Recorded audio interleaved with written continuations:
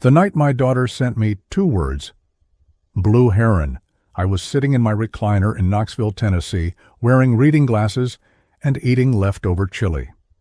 I hadn't used that code in 11 years. I was supposed to be retired. I set the bowl down, real slow, the way you do when your body knows something terrible before your mind is ready to accept it. My phone screen was still lit up. 2 words, no punctuation, no follow-up text, just Blue Heron, the emergency signal I'd created for my daughter Cassie when she was 22 years old, right before I'd gone deep cover on an operation I couldn't talk about. I'd told her then, if you ever send me this, I will come. No questions asked, no delay. She'd never sent it, not once in 11 years. I was in my truck in 4 minutes. Let me back up. My name is Martin Hollis. I spent 26 years with the FBI, the last 14 of them in undercover operations, financial crimes, organized fraud, a handful of things I still can't legally discuss in full detail. I retired at 53, took a pension, bought a modest house in Knoxville near the river, started fixing up old furniture as a hobby. That was the story I told most people, and most of it was even true. What I didn't tell people, what I hadn't told a single person outside of my handler and my daughter, was the full scope of what my career had actually involved. The deep aliases, the years spent embedded in organizations that looked like legitimate businesses on the outside. The particular skill set you develop when you spend a decade and a half becoming other people for a living. You get good at reading rooms. You get good at watching behavior. You learn to spot the gap between what someone says and what their body is doing at the same time. My daughter Cassie knew I was FBI. She knew I did undercover work. She didn't know the specifics, and she'd never asked, which I'd always respected about her. She was a 2nd-grade teacher in Asheville, North Carolina. She liked hiking and terrible reality television and making her own sourdough bread. She was warm in a way I'd always worried the world might take advantage of. She'd met Daniel Cruz 3 years ago at a friend's wedding. He was 34, worked in commercial real estate development, drove a nice truck, had a good laugh. The kind of guy who volunteered at charity golf tournaments and always picked up the check. Her friends loved him. Her colleagues loved him. At the engagement party, my ex-wife Linda had pulled me aside and whispered, "Marty." She finally got a good one. I had smiled and agreed, but I want to be honest with you. Even then, something sat sideways in me when I was around Daniel. Nothing I could point to, nothing that would hold up in any court. Just a sensation, the way you feel a change in weather pressure before the sky actually changes. I had told myself I was just being a father, overprotective, professionally paranoid, conditioned by decades of looking for things that weren't always there. I told myself that right up until the night my daughter sent Blue Heron at 11:47 p.m. on a Tuesday in October. It's 2 hours and 20 minutes from Knoxville to Asheville on a normal night. I made it in under 2 hours, and I've driven faster in my life, but not by much. I called Cassie twice on the drive. No answer. I didn't call Daniel. I didn't call 911. Not yet. The code meant come quietly. It meant don't escalate until you get here. We'd designed it that way deliberately because sometimes escalating a situation before you understood it could make things worse. I pulled onto their street just after 1 a.m. Their house was a craftsman bungalow on a tree-lined block, the kind of neighborhood where porches still had rocking chairs and people knew each other's dogs by name. All the windows were dark except for a faint blue flicker in the back. The television, maybe. I parked 2 houses down. Here's a habit that never leaves you. I sat in the truck for 90 seconds before I got out. Just watched. Noted Daniel's truck in the driveway. Noted Cassie's Subaru beside it. Noted the front doors closed. No visible damage. Noted the neighbor's dog wasn't barking, which meant no recent disturbance loud enough to set him off. I walked to the side of the house rather than the front. There was a gate to the backyard that Cassie had given me a key for 2 Christmases ago. I used it. The back door was unlocked. That bothered me more than a broken window would have. Inside, the kitchen smelled like burnt coffee. The pot had been left on. A mug sat on the counter, half full and stone cold. On the kitchen table, a laptop was open, screen dark, and beside it was a notepad with a list written in Cassie's handwriting. It looked like ordinary household notes at first: groceries, a dentist appointment, and then near the bottom, underlined twice, "Confirm wire instructions, DRC Holdings." I didn't touch it. I found Cassie in the living room. She was on the couch, knees pulled to her chest, wearing a hoodie with the hood up. And she startled so hard when she heard me come in that she knocked a glass off the side table. "Dad." Her voice came out in a broken exhale, like she'd been holding her breath for hours. I crossed the room in 3 steps, and she grabbed onto my arm with both hands. "Where is he?" I asked quietly. "Upstairs? Asleep? Or pretending to be?" I sat beside her. I didn't rush her. In 26 years of field work, I had learned that the worst thing you can do to a frightened person is make them feel like their words have a deadline. It took a few minutes. She talked in starts and stops, and what she told me, piece by piece, was this. 3 weeks ago, she had accidentally opened an email meant for Daniel on their shared laptop. It was a forwarded message from an LLC she didn't recognize, and attached to it was a financial document showing a series of wire transfers, large ones moving through accounts in 3 different names, none of which were Daniel Cruz. She had asked him about it. He had explained it away smoothly, something about a client trust structure, a tax efficiency strategy his firm used. She had no reason not to believe him. He was confident, unhurried, detail-specific. He had even laughed a little, like it was a silly misunderstanding. But she had kept the email. And then 2 weeks later, she had found something else. A burner phone in his gym bag. She'd been looking for his earbuds. There were text messages on it she hadn't been able to read all of before he'd come back into the room, but she'd seen enough. A name, an address, and the phrase, "Move it before November." She'd told no one. She'd been trying to convince herself it was something innocent. She was good at that, Cassie, finding the most forgiving explanation available and living inside it as long as she could. But tonight he had come home late, and he'd been different. Not angry, worse than angry, cold, calculating in a way that was unfamiliar. He'd asked her very casually whether she'd mentioned anything to her father recently, whether she'd been in touch with anyone from her family, the way he'd asked it.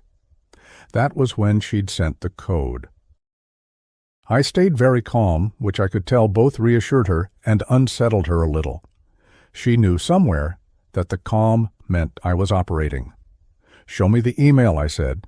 She pulled it up on her phone. She'd forwarded it to a personal draft folder, not sent, so it wouldn't show in her outbox. Smart girl. I read through it twice. I recognized the structure, not the specific names, but the architecture of it, the layering of LLCs across state lines, the timing of transfers relative to property closings. It wasn't amateur. This was someone who understood exactly how to move money in ways that looked, on first glance, like legitimate commercial real estate activity. I excused myself for a moment, stepped into the kitchen, and made 2 calls. The first was to a number I hadn't dialed in 3 years. The second was to a former colleague in the FBI's Financial Crimes Division, a woman I'd worked 3 cases with over the years, someone I trusted with the kind of trust that only comes from having been in genuinely dangerous situations with another person and both coming out the other side. I gave her the LLC name and the partial account numbers Cassie had photographed. I told her I needed a preliminary check, not a formal inquiry. She asked if I was sure. "I'm standing in my daughter's kitchen," I said. "Yeah, I'm sure." I went back to Cassie. I sat with her until almost 4 a.m. We talked quietly. I told her to act normal in the morning, not to confront, not to avoid, just normal. I told her I needed 48 hours and to trust me. "Dad," she said just before I left, "how are you so calm about this?" I looked at my daughter, her face tired, her eyes still scared but a little steadier now. And I made a choice that I'd been preparing to make for 11 years without fully realizing it. Because I spent a long time doing exactly what I think Daniel is doing, I said, except I was working to catch people like him. The silence between us lasted about 5 seconds. What? She said. It came out over the next hour. Not all of it. Some of it I still can't tell her, but enough. The real career, not the sanitized version. The operations, the aliases. The reason I had sometimes gone months without visiting. The reason I had certain skills that didn't fit neatly with FBI analyst, which was the vague non-answer I'd given her for years. She cried. Not from fear. She was past the fear part, at least temporarily. She cried from something more complicated. The recalibration that happens when you realize the person you thought you knew was, in fact, someone a little larger and stranger than the version you'd been given. Were you ever in danger? She asked. Some. Did you ever? She stopped. Yes, I said, because I knew what she was asking. She was quiet for a long moment. Why didn't you tell me? I was trying to protect you from it. Dad. Her voice was very soft. I needed to know who you actually were. That landed the way true things land, not sharp, but heavy.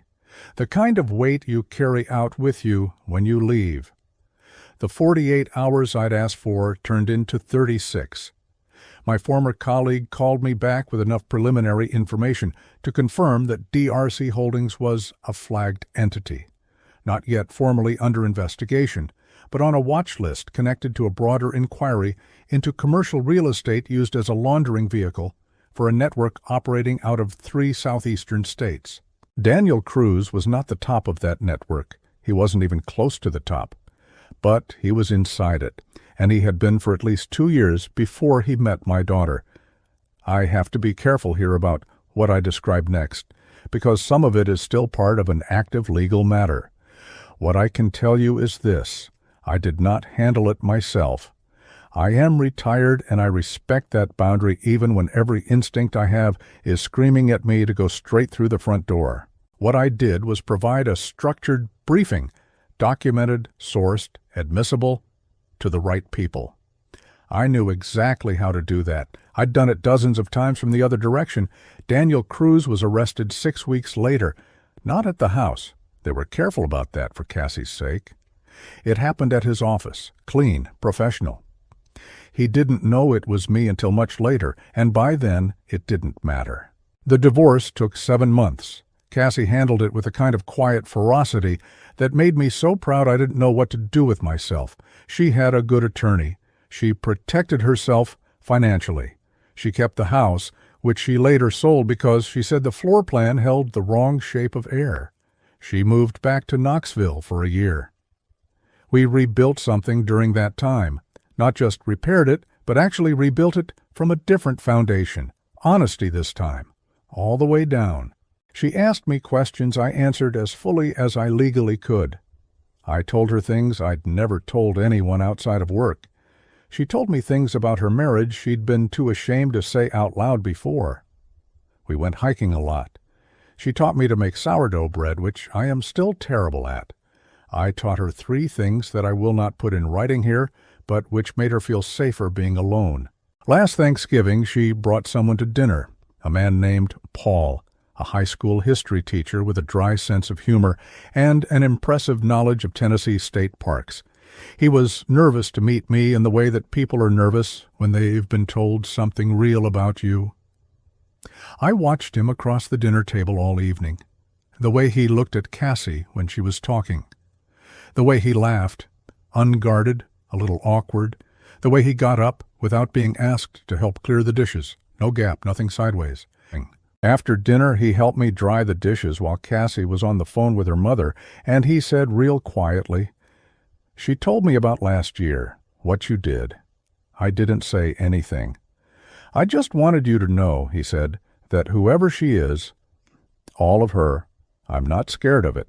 I handed him the next dish. "Good," I said. "That's the right answer." I still have the notepad, the one from Cassie's kitchen table with the grocery list and the underlined LLC name. I took it that night Gently, carefully, the way you're trained to handle things that might matter later. It did matter later. It was part of the documentation. But I kept a photograph of it, not for evidence. Just because it reminds me that the moment the truth starts asking to be found, it usually finds a way. Sometimes through an accidentally opened email, sometimes through a question asked at the wrong time, sometimes through 2 words sent at 11:47 on a Tuesday night to a retired man eating chili in a recliner in Knoxville. I was supposed to be done with all of it, but some things you never really retire from. You just wait for the moment they need you again. If you found out someone close to you had been living a secret life, even one meant to protect you, could you ever fully forgive them for not telling you the truth? Let me know in the comments.